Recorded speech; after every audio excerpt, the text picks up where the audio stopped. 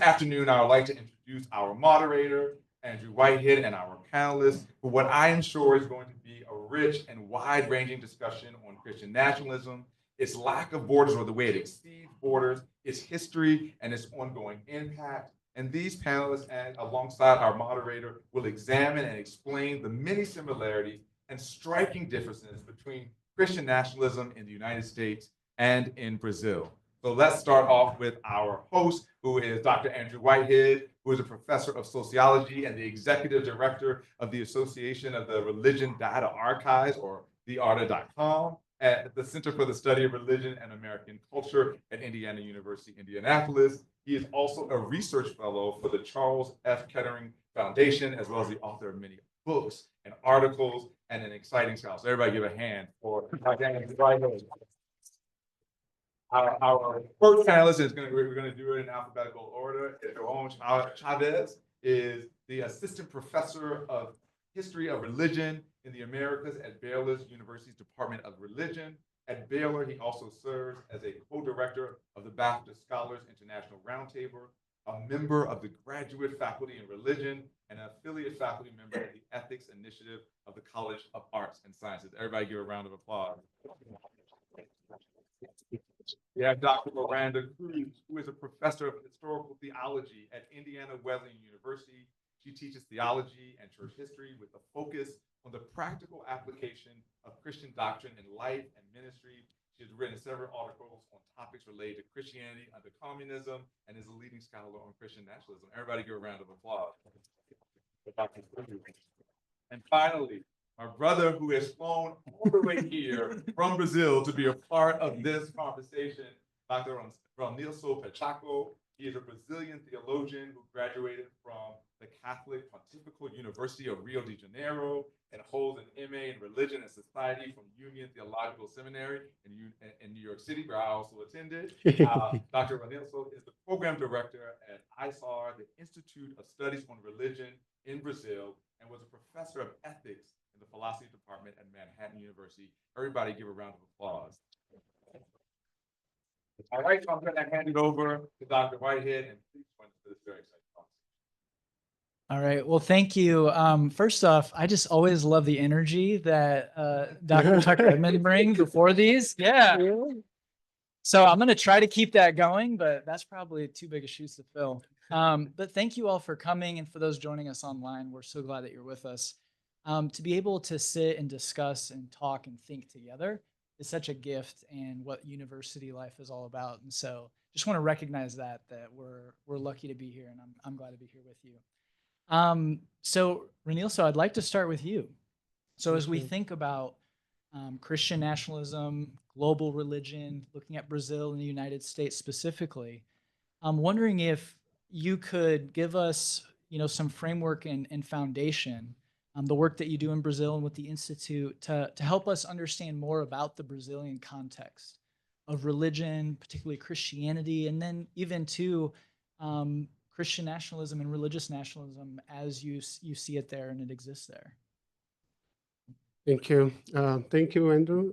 Thank you, John Chavez. Thank you, Miranda. Thank you for this privilege to participate in this first live. And by the way, Joseph looks like this Pentecostal pastor putting the church on the fire. And after pass the microphone for the people like me, just so slow. Yeah. But thank you. And so I can give some notes about the Brazilian context in terms of the influence of the church and the evangelical movement. Evangelical are new political force in Brazil. Obviously, we have to keep in mind the Catholic Church has a very strong influence in Brazil in the culture and dominated different spaces and institutions. But when we talk about political influence and the incidence, definitely we have increasingly the influence of evangelical church and evangelical group. Christian in general, but this group is very special. So the first thing that I can say is how it's different since Bolsonaro government, because until Bolsonaro, we had this religious right in Brazil, very split, divided, and support different candidates for presidency. For example, you have, I will quote some names. You have Silas Malafaia is very famous, support Luiz Inácio Lula da Silva, or you have Edir Macedo, support Dilma Rousseff or Aécio Neves, other candidates to presidents. But Bolsonaro is the first time we have all the religious leader, conservative, support one candidate. This was for the first time. Was the first time we have all the evangelical forces support one candidate. And one of these reasons is because Bolsonaro also was the first candidate to assume this idea that I will give the privilege for the church.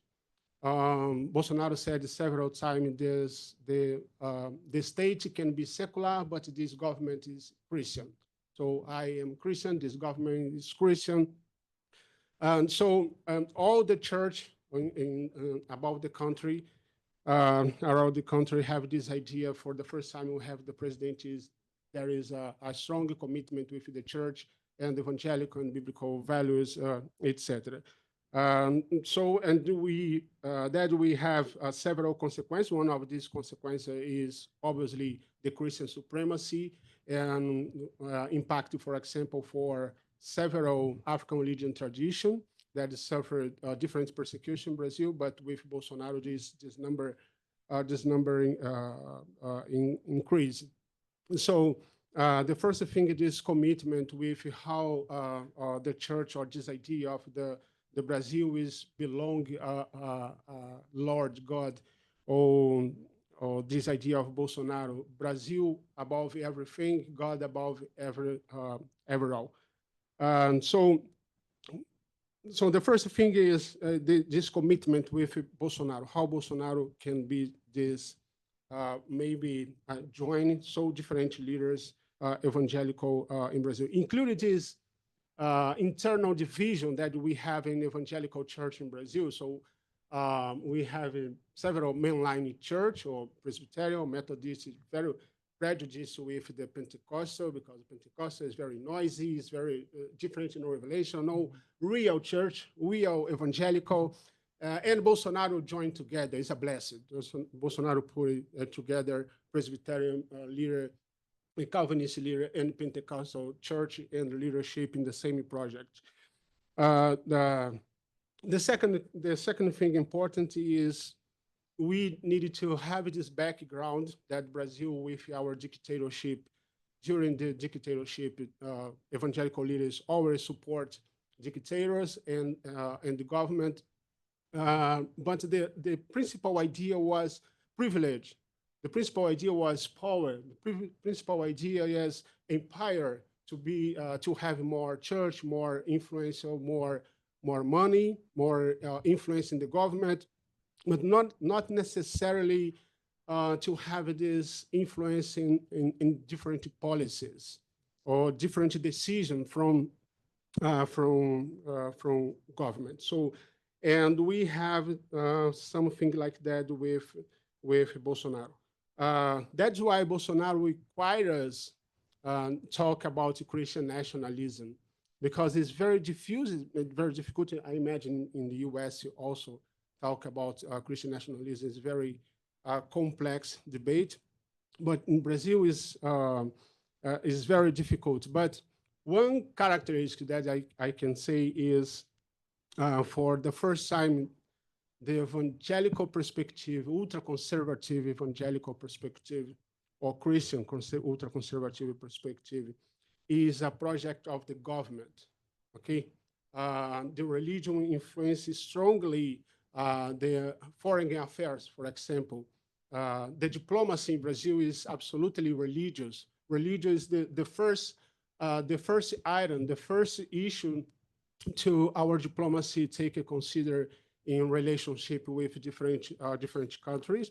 That's why Brazil take off different multilateral movement in your organization, and is increasingly close countries, kind of Hungary, For example, Viktor Orbán has a strong influence in Brazil at this first moment of the government Bolsonaro in terms of the Christian, in terms of family as agenda, important agenda. That's why we have, for the first time, we have the Ministry of Family in Brazil, very similar the Ministry of Family in Hungary, and obviously the idea of we call imaginary Israel. Israel as a big reference as a country, as a blessed country that Brazil needed to have a relationship, etc.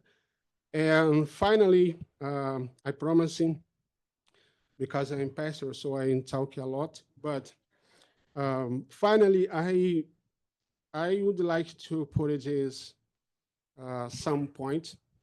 We identify rising during the Bolsonaro government in Brazil, and I think approach the Christian nationalism or evangelical fundamentalism or Christian fundamentalism in Brazil of the same movement in the US. One, the idea of the militarism is very strong. Not only is a government state, but different strategies in the project in the country. For example, just a parenthesis, one of the big challenges that we have, organization of human rights have in Brazil, is the connection between the police forces and the church in Brazil. We have some church, a kind of Igreja Universal do Reino de Deus, Universal Church of Kingdom of God, that there is a specifically worship to policies. And you go in the church, you can see several police with uniform and worship. The city absolutely unsafe because all the police in the church watch the worship. So this connection, there is a strong impact, mostly in favelas in Brazil, but we can talk more about in another occasion. But this idea of the militarism, patriotism, obviously, conspiracy theory since a long time, religious language or vocabulary. This is very interesting how the government started to have religious language to talk about the project, policies, decision, statement, executive order, but use a strong religious language or vocabulary. So that's our a short scenario and context. And I would say that our challenge today is map and identify this new alliance between these forces, the Christian nationalism in Brazil with US and the different countries, including Latin America, mostly after the convicted Bolsonaro, that how these forces can join together to pressure the government and the pressure organization of strength, democracy, and human rights, and have in perspective the next year when we have the next election for presidents. So this is my first point. Thank you. That's wonderful. Dr. Chavez, turning to you from your perspective as historian of religion in the Americas, and then obviously familiar with Brazil, but now in traveling and looking at a lot of these things, over the last year across the globe and then here in the US. Can you help us build a little more then connection off of what we just heard from Brazil then to the United States as far as religion, Christian nationalism, and some of the points Renilso made, but then too take into account some of the racial aspects, the histories that we've had. So just some of those connections. What do you see? Thank you so much. First of all, thank you to the center for having us here. I have benefited from the work the center has been doing several years. So it is a privilege to be here. It's a privilege to be here with you colleagues, and thank you all for making time to be here. I know time is valuable, so I do not take lightly that you came over. So if it's helpful, Andrew, we are using words that might mean something that parallels or align in these two different contexts, but they are used differently. So for context, perhaps it is useful to focus on three of them. I will I think problematize a little bit the usage of the term evangelical, the usage of race, and the usage of the term Christian nationalism, just so that we can understand that they are applicable, but they might have nuances in context. We start with evangelical. In Brazil, evangelical, for all practical purposes, is synonym with Protestant, whereas in the United States, evangelical is a subculture within Protestantism, right?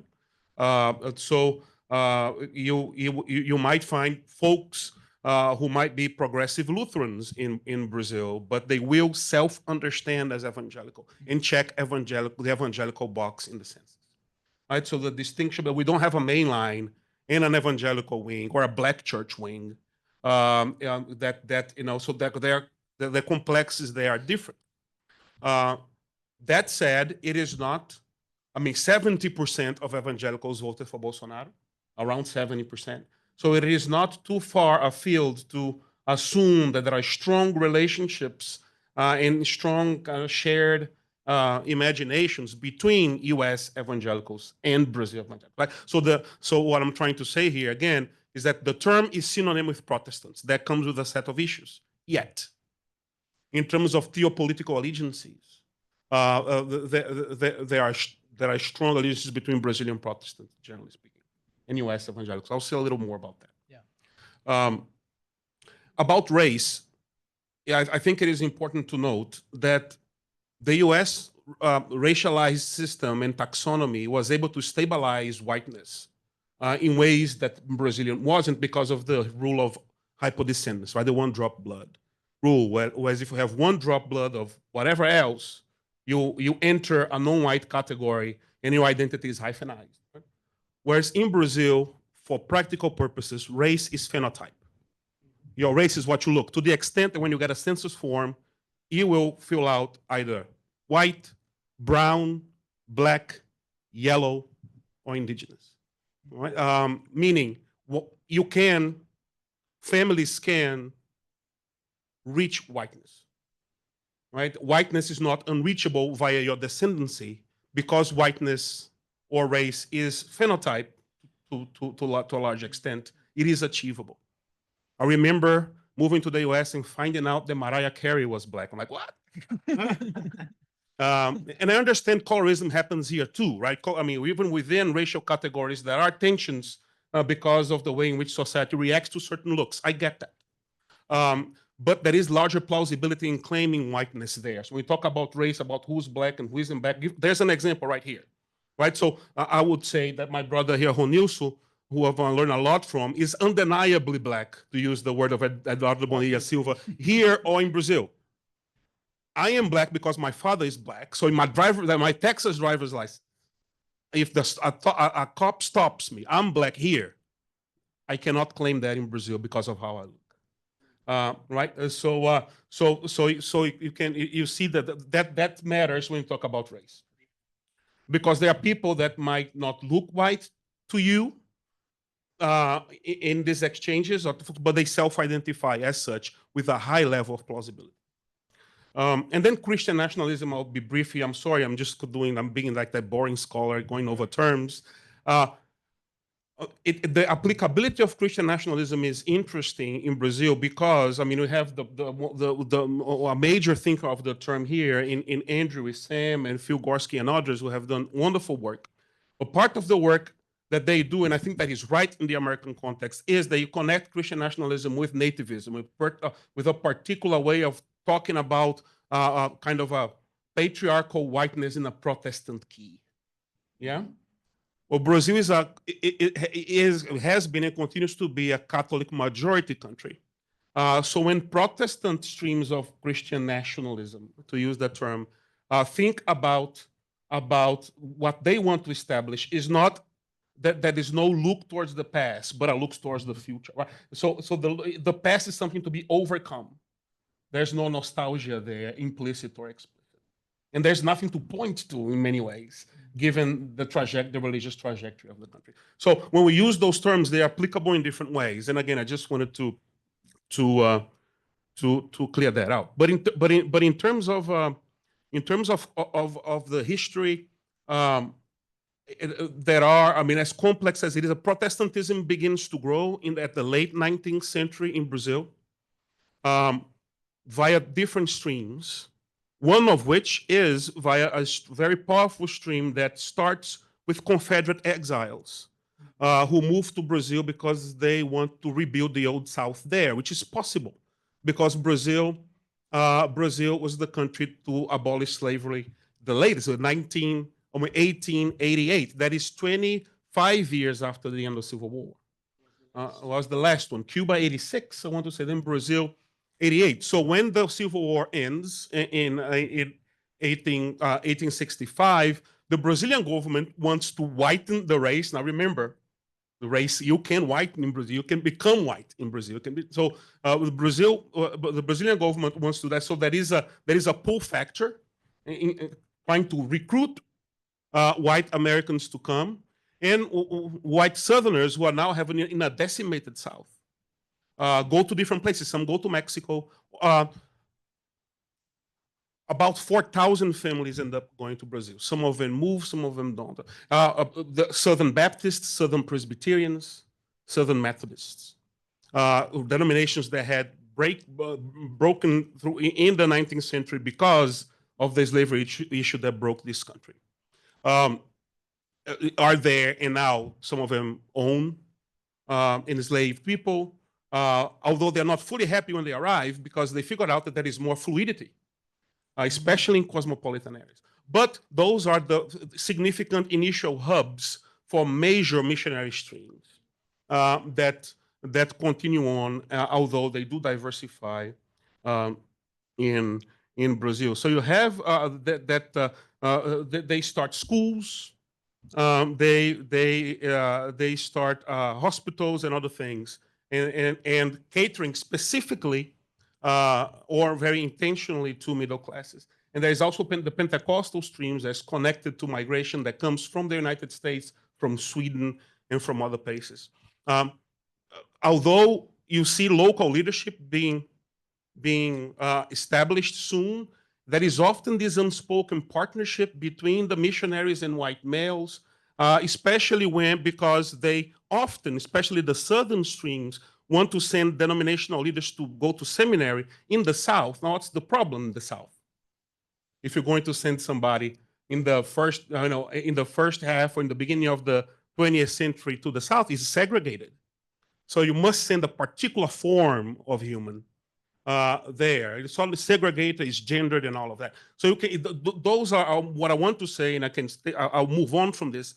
Is that the structures are significant, not all of them, but significant structures of Brazilian evangelicalism are built with the assumptions, investments, and biases of the U.S., particularly in southern ways. And I think that is an important thing to emphasize. And in some ways, that continues. The largest non-Pentecostal denomination in Brazil, and the fourth largest denomination in Brazil, I want to say, are Baptists, who have, to this day, deep connections to Southern Baptists. But then we also have Presbyterians, who are large, although the Pentecostals are very, very large and continue to grow. One more thing, perhaps, that I will say, now jumping to today, you see this growth happening. All the way up to the 1970s, Brazil was about 90%, or almost 90% Catholic, was very. Today, it is 57%, and evangelicals, or Protestant, about 27% of the country. They continue to grow. They grow faster rate than the population, meaning they are recruiting more than birth rates, right? Because still the most stable predictor of a person's religious identity is the identity of their parents. But their recruitment stream continue to grow, and to the extent that now you have to have coalitions between Catholics and evangelicals in Brazilian politics. And you see, as Ronilson mentioned, Bolsonaro, who is a Catholic, is baptized by a Pentecostal pastor in the Jordan River to signal, I am for all of you. Right? As a sociologist, Paul Freston said, the first pan-Christian president that Brazil has had. And evangelicals try to have one of their own there. and they couldn't, and they recognize that there are distinctions, but Bolsonaro is married to a charismatic Baptist, and was baptized by a Pentecostal pastor. Right? So you see them playing very intentionally to those populations. And also you see these connections with the US. Steve Bannon was a counselor to Bolsonaro and to the Bolsonaro family. You see Eduardo Bolsonaro, who's now here in the United States, trying to influence US foreign policy to pressure what's happening in Brazil now in terms of the condemnation, the trial of Bolsonaro and its aftermath. You see that happening. You also saw the Bolsonaro family in CPAC meetings. I mean, Steve Bannon is on the record saying that it is from them that he learned how to use social media better. You have the Hungarian connection. Though there is transnational cross-pollination happening. So we talk about Christian nationalism in terms of the particular kind of action plan about national legislatures being marshaled towards particular ends. But at the same time, this is a transnational project that continues to build and to move forward. Now, particularly in Brazil, although all of these are also Christian nationalist ideologies are also present in other places. There are kind of four streams that I think are notable and worth to mention, because it's important to note that there is complexity there too. There are different ways of articulating their goals that then they align or not around particular projects or politicians. In Brazil, these four streams where you see Christian nationalism happening, you have the traditionalist Catholics, right, with the traditional family and property. They actually have chapters around college campuses all across the globe, including the United States, because of Brazil-based thing. So the idea that the US is necessarily the center that always exports is challenged by this setting. He's often learning from these other places, and Brazil is one of the places too. So, I mean, there is cross-pollination here. So anyway, the traditional family property, those traditionalist Catholics are part of this Christian nationalist, one of the streams. Then you have the Olavistas, those who followed a philosopher called Olavo de Carvalho, who lived in Virginia, who met with Trump during Trump when he now just passed, who was also friends with Steve Bannon or acquaintances with Steve Bannon. So you see all those connections happening. You have that stream. Then you have the Kuyperian sort of inspired. There are different ways to read Kuyper. I'm not a theologian, but at least that's how they understand themselves. Folks do talk about, the Dutch Reformed theologian, talk about the spheres of power and all of them. There's those folks who articulate the Christianity of the state they want via that stream. And then there is a very vociferous stream that Ronilson alluded to, one of its leaders, the Dominionist, the folks of Dominion theology. That are connected to Peter Wagner at Fuller Seminary, who had gone to Brazil and had influenced a lot of people. And those folks are in communication, they talk to each other, and they nurture these transnational relationships in ways that are significant. So I just want to complexify a little bit the kind of talk about that, because there are different streams, there is complexity, even though these groups align in different ways. And there is US influence in those streams if you look at them historically, but often there is also Brazilian influence on what's happening in the United States. And I'll finish just by giving a shout out to a fellow historian, Benjamin Cowan, who wrote a very compelling argument in a book called, if you're interested, Moral Majorities Across the Americas, that he argued that actually the religious right is co-created by the US and Brazil. You cannot understand the religious right in the US, particularly the moral majority in the 70s, without understanding, and its legacies, without understanding how Brazil was part of that conversation. I won't get into the details of the argument, but just I want to highlight that there is cross-pollination here in ways that you can understand this multinationality and transnationality of this movement, not necessarily as going from the US everywhere else, but often there is more mutuality and complexity in the ways that these influences are multi-directional. I do not know if I answered your question. No, this is great. No, it's really good. I mean, there's so much there too, and this is a good moment just to remind you, if you have questions on the cards, and you can pass those soon. And if you're watching, put that in the chat. There's so many things that are popping to mind for me.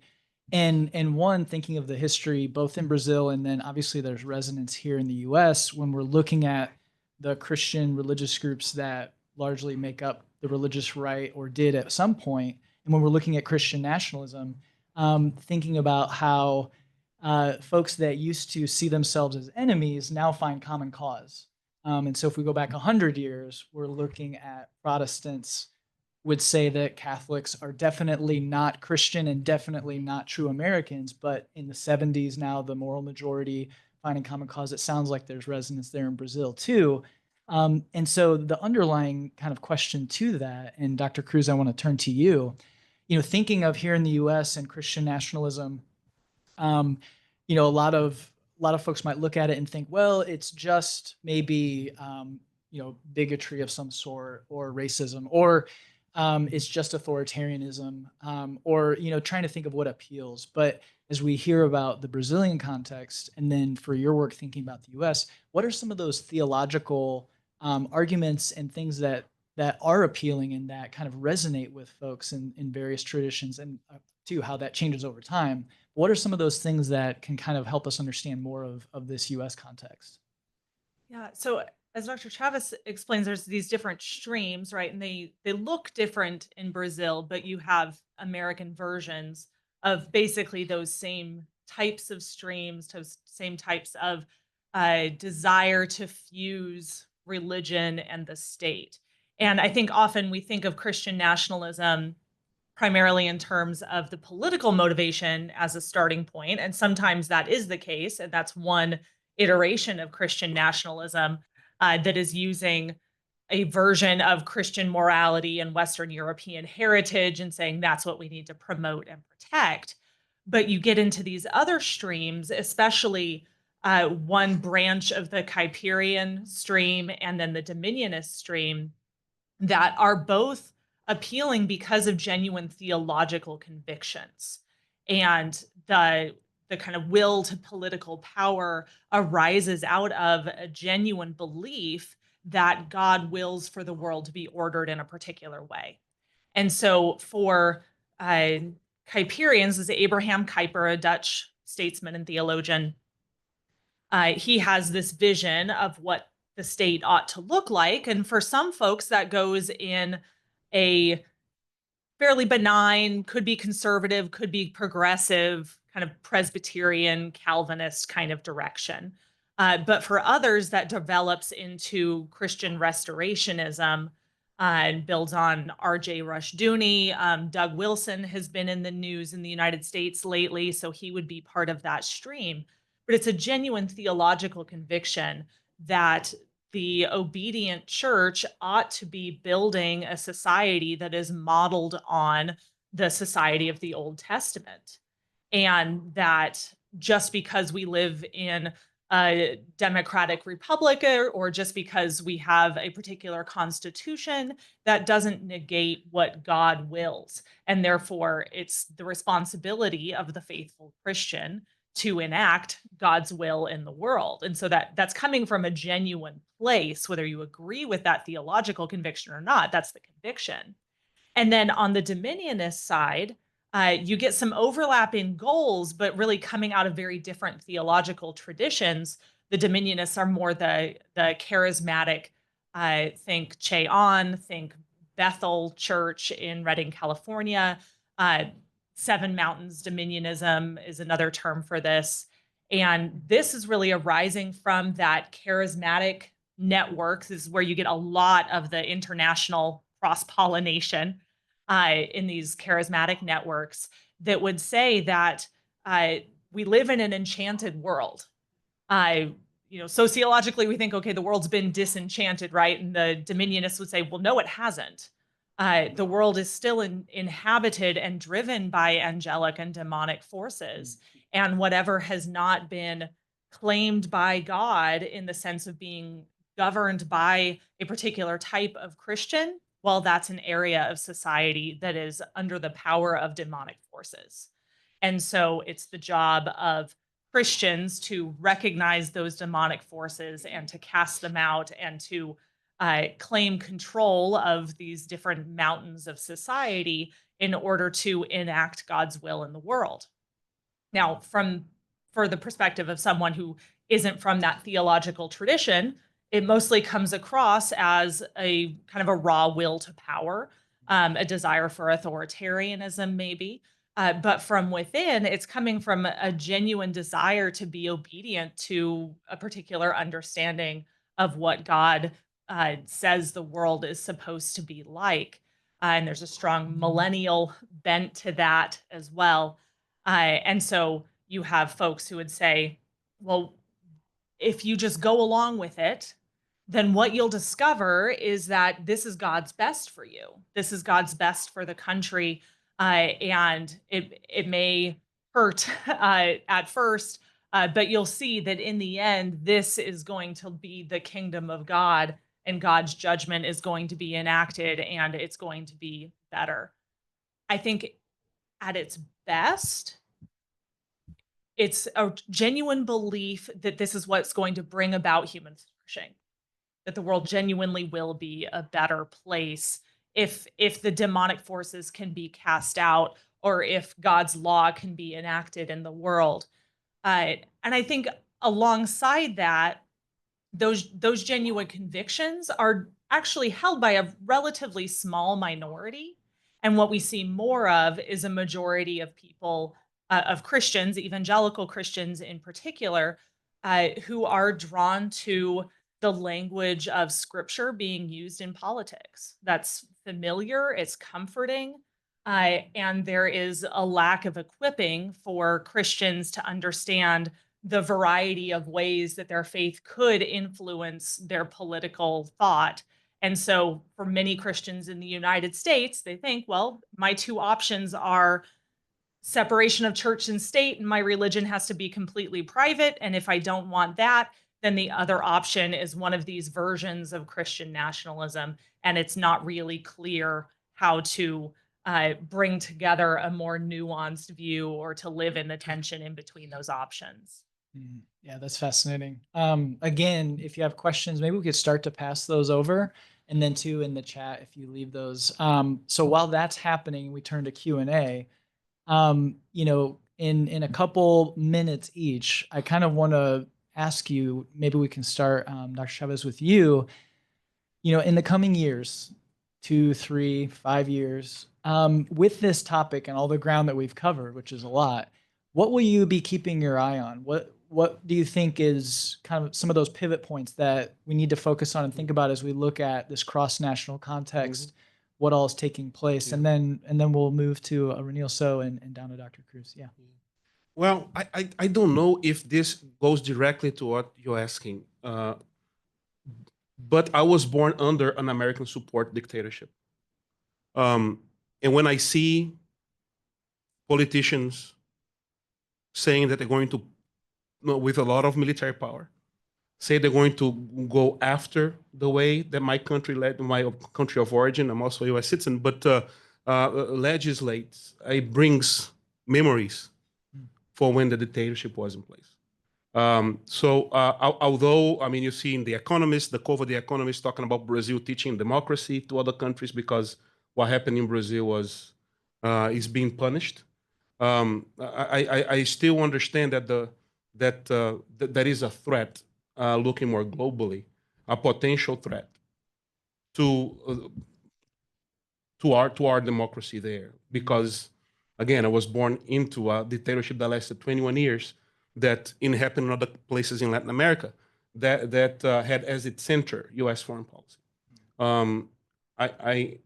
I am hopeful that doesn't happen, and I don't think that I want to hope we're not getting there.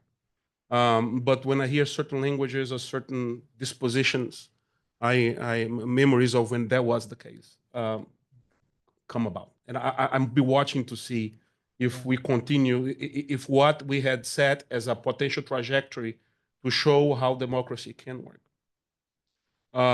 might actually backfire in a way that abolishes it there, if that makes sense. Yeah.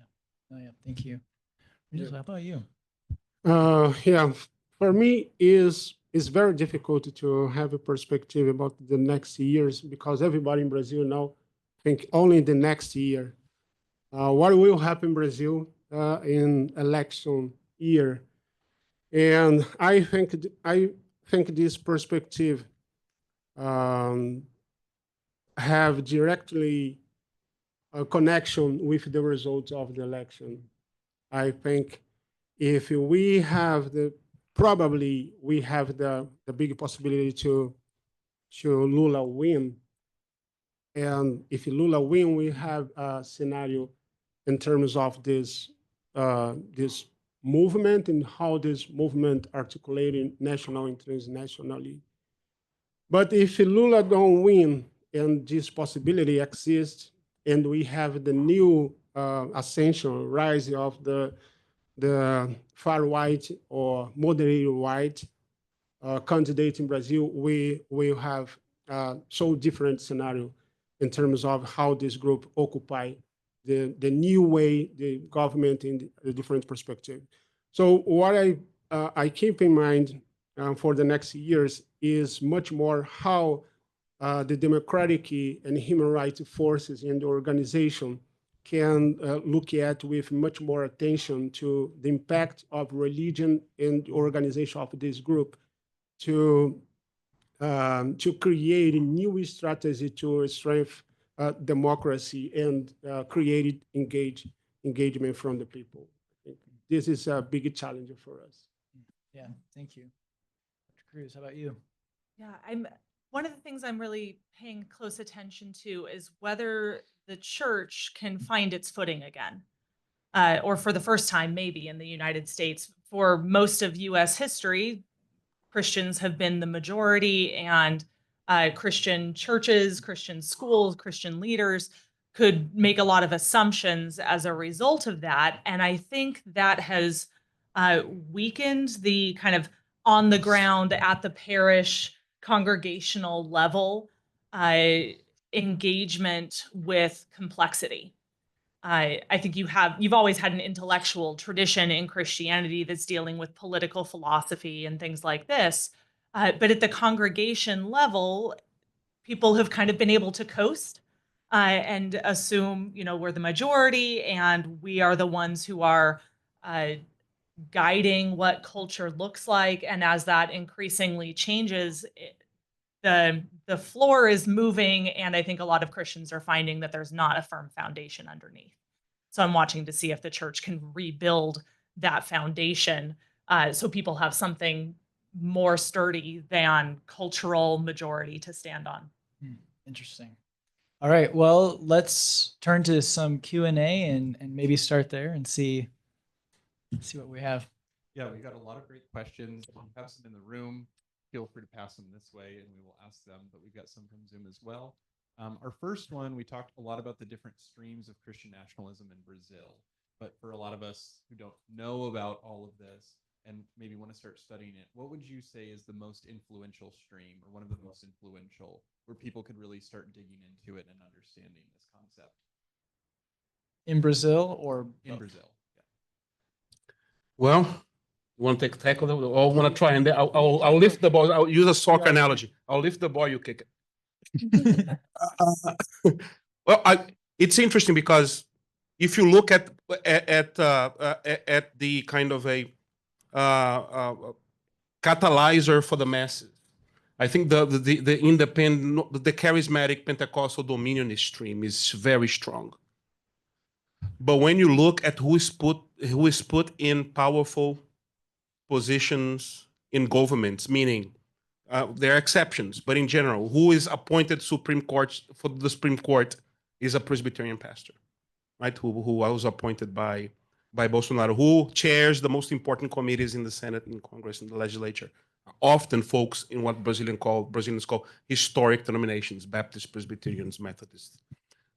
So there is this depending on how you see influence, is influence in a kind of talking to the masses. So to give more context to it, Nilson mentioned a couple of times here, Edir Macedo, who is a Pentecostal pastor, one of the few people in the world who own a denomination, a bank, a TV station, and a political party. So that's the kind of power that we're talking about. Yeah. who has an interesting trajectory, right? At one point, he was pro-abortion, for example, right? But then he switched because he has a whole empire to think about. So they have some bodies and academics call those the marketeers of the faith, right? They're looking at legislature for winning an empire rather than the true believers. So there are other ways of parsing that. But I will say this in terms of I know I'm dancing around the question, but in terms of influence, depend on how you understand. Direct influence in the legislature, in the Supreme Court, the kind of more Kuyperian informed, or the reformed, or the more traditional denominations in terms of Baptists, Presbyterians, Methodists often get more power. But in terms of popular visibility and reach to the masses, the Pentecostals that tend to be more dominionists have that camp. But they do align, although they might compete in the religious market. They do align in terms of their general political imagination for the future of the country. And we'll fix what I said. You made it go. You made it go. No, I would say maybe the principal stream is, I would say, opportunity coalition. That we have. It's very difficult to identify each stream isolated, but mostly this idea that this coalition move depends on situation, political situation in Brazil. We have different streams in different areas in Brazil. For example, Chavez, first time I call you Chavez. Chavez talk about the Presbyterian pastor in the Supreme Court, but in judiciary, in terms of more general, the big influence continue being the Catholic groups. We have some Catholic family in Brazil, very influential in terms of judiciary in Brazil. And on the other hand, we have this Pentecostal influence in terms of front line in legislative politics. And so that's why I call opportunity coalition, because definitely this group move depends on situation and political situation in the country. If I could just say one more thing, remind me what we're saying. One that illustrates this, the evangelical caucus in the Brazilian legislature have atheists in it, right? Yeah. And have Catholics and other people. So I mean, and a lot of that influence also come through agribusiness money, big tax. They're not necessarily religious at all. So I mean, so just to complexify that a little bit. So I like this idea of opportunity coalition. I think that it's really good. I like that. I'm gonna steal that label. Yeah. Yeah. Other questions? Yeah, we've got quite a bit about gender. So there's kind of a broader question about what extent of gender identity, gender issues, do you see driving expressions of Christian nationalism in both countries right now? Gender, everybody look at Miranda because it's gender. Oh. Yeah. In Brazil, do you see breakdowns across Well- gender lines, or does gender play a role? I know in the Yes, US, it gender plays definitely- an immense role. I mean, if I can draw on Taylor Boas's work on electoral politics and evangelicals in Brazil, he's a sociologist at the University of Boston who compared Brazil, Chile, and Peru to see what are the big catalyzers. And gender, especially anti-LGBTQ sentiments. By the way, for context, Brazil is the country that kills transgender people the most. It's a violent. My country is a violent country. So, but we can say a lot about that. But so yes, is the big answer. As a matter of fact, Bolsonaro comes to fame. He was a kind of a legislature that was not that important, but it is his anti-LGBTQ rhetoric that does propel him to visibility. And I can mention many different examples. But yeah, I would say that the four big catalyzers for the opportunity coalitions, to start using what Tonilson said, would include one of them, what could be articulated as the defense of the traditional patriarchal family, and I will include anti-LGBTQ kind of projects into that. The militarism defense of neoliberal capitalism, and militant Christian Zionism. I think that those things are often circulate in one way or another within these different alignments. I don't know if there's... No, I would say just indicating name actually recommend. There is an important Brazilian scholar, Sonia Correia. I can give you the name and she is coordinator of Sexuality Policy Watch. And she is very important, one of the most important in Latin America in terms of gender, and expert in Catholicism, Vatican, and just transnational movement against feminist agenda or against gender. And I think she is a wonderful person for follow and understand more about this scenario. I recommend this name. Mhm. I'd say in the United States, all of the versions of Christian nationalism presuppose that the patriarchal nuclear family is God's ideal, and so would just automatically defend that and be opposed to anything in culture or in policy that isn't in support of that. One of the things we've seen more subtly at the cultural level is you have kind of a resurgence of patriarchal language in reaction against changing gender norms. We've seen that since the 70s, but we're in the midst of a resurgence of it. And then for conservative women, kind of a resurgence of the submissive wife, the trad wife, that is all interconnected here. Mormon momfluencers. So all of these kind of, especially, TikTok elevation of a particular version of white submissive femininity that goes hand in hand with these versions of Christian nationalism, whether that's articulated or not, and whether the women themselves are conscious of being in that stream or not. Yeah, very interesting. Thank you all.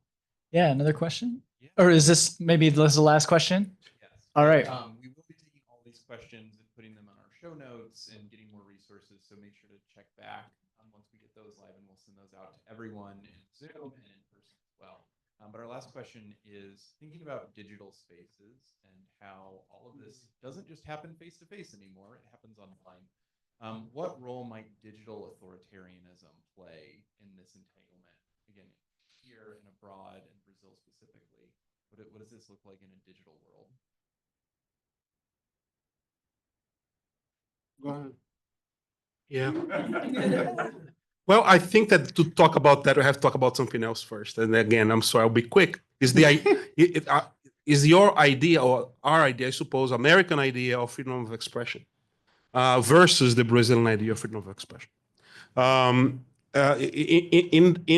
the US, I think most Brazilians, many Brazilians would say they have a quasi-absolutist view of freedom of expression. Whereas in Brazil, if you say something racist about someone, you can be arrested. So, as one example, if the discrimination laws include what you say, and that speaks into how the versions of, streams of the Brazilian government, the current administration, wants to limit and legislate over what can be shared on social media, right? When I went to Brazil last year, I was in Congress when the vote for for a law that was going to legislate or try to limit the power of social media it fell through. And Google and other big tech companies, which for us, those are foreign companies, right? For you, it's like, for many of you here, maybe there's a distinction there in our disposition towards them, I don't know. But invest a lot of money in protecting that under the guise of freedom of speech. So this issue of social media influence kind of is either explicitly or implicitly connected to this idea of freedom of speech, that in some ways you have this powerful corporation wanting freedom of speech to be more absolutist because they will have more power, and the algorithms will have more power within that. But yeah, I mean, we are within our bubbles of truth, right? Our plausibility structures don't touch each other as much anymore. And social media is a big part of that. I am doing, with my colleague Raimundo Barreto from Princeton Seminary, we're doing an oral archive that we are interviewing people who are apostles, and are into dominion theology, and then activists on the other side, a big sample of people from different things. And when we talk to pastors who are themselves more progressive leaning, we ask them, do you think that your sermon does any effect in comparison to the kind of information that the regular member of your church gets from social media, from WhatsApp, from TV, in the televangelist kind of zones? And they say no. Or they might come here, but they listen to them. I think that illustrates well some of the difficulty. All right. I think with that, thank you to those that have joined us online, for those that came and spent some time with us.